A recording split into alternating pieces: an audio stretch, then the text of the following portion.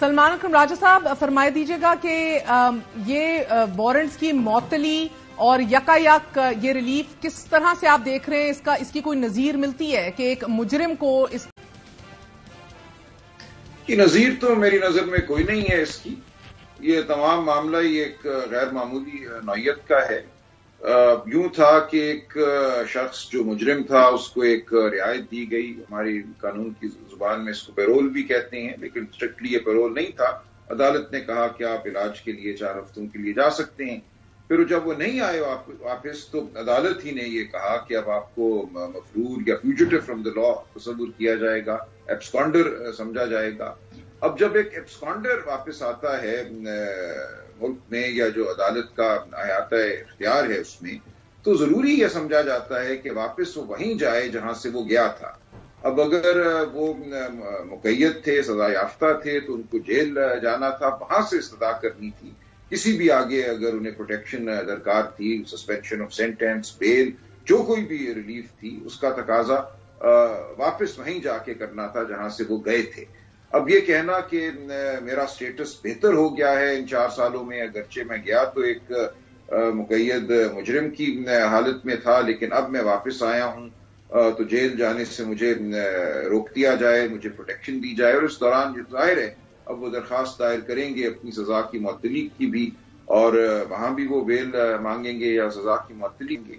वो भी अब नजर यही आता है कि 24 तारीख तक उनको मिल जाएगी और जो वक्त था उनका जेल में वो अब खत्म समझा जाए और किसी मौके पे उनकी जो अपील थी वो भी बहाल होगी और गालिबन कबूल भी हो जाएगी। ये तमाम जो एक अमल हुआ ये बज़ाहिर एक समझौते के तहत नजर आता है, एक प्लान के तहत नजर आता है। जो उनके खिलाफ मुकदमे भी जिस तरह चले थे आज से 5 साल पहले 2017 में, वो भी एक मंसूबे के तहत हुआ था। वो कोई शफाफ कानून का अमल नहीं था।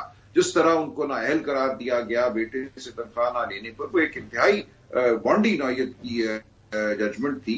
उसके बाद जिस तरह उनकी ट्रायल हुई, अगरचे मुझे नहीं पता, उस ट्रायल में मैं शामिल नहीं था, उसकी जुज़ियात से मुझे वाकफियत नहीं है, लेकिन जिस तरीके से वो मामला चला वो इसी तरह था जैसे आज इमरान खान साहब के खिलाफ मुकदमे चलाए जा रहे हैं। बज़ाहिर नजर ये आता है कि ट्रायल कोर्ट अदालतें जो हैं वो दबाव में हैं, वो प्रेशर में हैं, वो अपने आप को जवाबदेह समझती हैं। तो ये वही अमल है जो 5 साल पहले मियां नवाज शरीफ के खिलाफ हुआ, आज वो इमरान खान के खिलाफ हो रहा है। और हमारी जो तारीख है वो इसी तरह रकम होती चली जा रही है कि अदालतों को एक आला कार के तौर पर इस्तेमाल किया जाता है। जो मुक़्तदर ताकत है वो ये समझती है कि आईन, कानून, ये तमाम महज आले हैं एक मकसद, एक सियासी मकसद के हुसूल के लिए। तो ये अफसोसनाक सूरत हाल है आज हमारी। आप कह रहे हैं कि ना ही कोई नजीर मिलती है ऐसी कि मुजरिम को इस तरह रिलीफ दी जाए, और जितनी तेज रफ्तार से दरख्वास्तें दी गई, नंबर अलॉट हुए, बेंच बने, फिर जमानतें दी गई, क्या ये भी गैर मामूली है राजा साहब? जी, ये जाहिर है मामूल के मुताबिक तो नहीं है। जिस तरह सब कुछ हुआ कि नैब वहां पहले से मौजूद थी, प्रोसिक्यूटर जनरल मौजूद थे और उन्होंने अदालत को बताया कि अगरचे मुझे नोटिस नहीं है लेकिन मुझे तमाम हिदायत मुयस्सर हैं और मैं इसकी मुखालफत नहीं करता। तो ये जाहिर है कि आपके मेरे साथ अगर कोई मुकदमा इस नौयत का हो और हम मुल्क वापस आए फ्यूजिटिव डिक्लेयर होने के बाद, एब्सकॉन्डर डिक्लेयर होने के बाद, अदालती अहकामात को तोड़ने के बाद, तो हमें तो ऐसी सहूलत कोई नहीं देगा। ये बात तो बिल्कुल वाज़ेह है। अच्छा, और कुंडी साहब आप लोग को प्रॉब्लम है कोई? किससे? ये सारे सिलसिले से बिस्मिल्लाहिर्रहमानिर्रहीम। देखिए, नहीं हमें इससे प्रॉब्लम नहीं, हम रिलीफ से, रास्ते खुलने से, पीएमएलएन में शमूलियत, बाप की धड़ाधड़, एक सिलसिला है सर।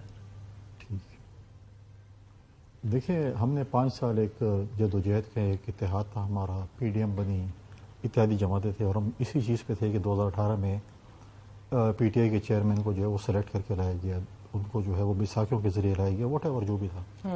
और आज अगर आप वो चीज़ आप खुद करने जा रहे हैं, एक मतलब है कि एक तासुर ये दिया जा रहा है कि आप उसी चीज़ में आप खुद हो गए और आपको भी ऐसे एक किस्म का सेलेक्ट किया जा रहा है, तो वो वोट को इज्जत दो वाले बेनिया की तरह है। और अब देखिए 65% से ज़्यादा आबादी आपकी यूथ है। अगर इस दफ़ा सिलेक्शन हुई तो वो साल 1.5 मैक्सिमम चलेगी, इससे ज़्यादा नहीं चलने वाली। आपको मैं थोड़ा सा तारीख में ले जाना चाहता हूँ اسی طریقے سے پروٹیکٹیو بیل شرجیل میمن صاحب کو اسلام آباد ہائی کورٹ سے ملی تھی اور اس کو جہاز کی سیڑھیوں سے اٹھا کر لے گئے تھے ایف آئی اے والے اور میر صاحب کی حکومت تھی. کم از کم وہ تو کہہ دیں کہ ہمارے دور میں ہم نے غلط کام کیا تھا, کروایا گیا تھا جو بھی کیا تھا. تو آج بھی پروٹیکٹیو بیل مل رہی ہے. شرجیل میمن صاحب کو پروٹیکٹیو بیل ملی تھی اور اس کی تو کسی نے پروٹیکٹیو بیل نہیں مانی, اس سے تو کسی ہائی کورٹ کو نہیں سنا گیا اور اس کو ایف آئی اے اٹھا کے لے گئی. اب مجھے بتائیں کہ ایک شخص جیل سے گئے ہیں تو انہیں جیل آ کے ہی اپنا کیس لڑنا ہے نا, کہ میں جیل واپس آ گیا ہوں, مجھے غلط سزا ملی ہے, صحیح سزا ملی ہے, اس کے بعد انہیں لڑنی ہے. فائزی صاحب سے لوگوں کو بڑی امیدیں تھیں اور امیدیں ہیں کہ فائزی صاحب آئیں گے اور مطلب ہے کہ عدل کا نظام ٹھیک ہوگا اس ملک میں, کیونکہ وہ خود کئی چیزوں سے گزرے ہیں. تو اگر اسی طریقے سے عدل کا نظام ہوگا تو ہم کہتے ہیں کہ جو فیصلے نواز شریف صاحب کے لیے, میرے لیے, آپ کے لیے تو وہ 24 کروڑ عوام کے لیے, 2 پاکستان نہ ہو, ایک پاکستان ہو اور وہ قائد اعظم کا پاکستان ہو. تو عمرہ اور غربا کے لیے علیحدہ علیحدہ پاکستان نہ ہو. اور آج یہ مہر تصدیق ثبت ہو گئی ہے کہ 2 پاکستان ہی ہیں.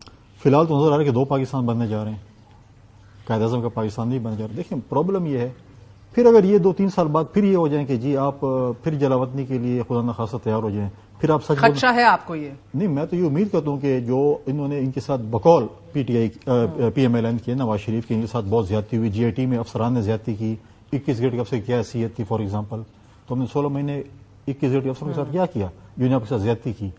آپ کا ایک بیان آیا تھا جو پی ڈی ایم کے جلسوں میں آپ کہہ رہے تھے, پھر آپ کو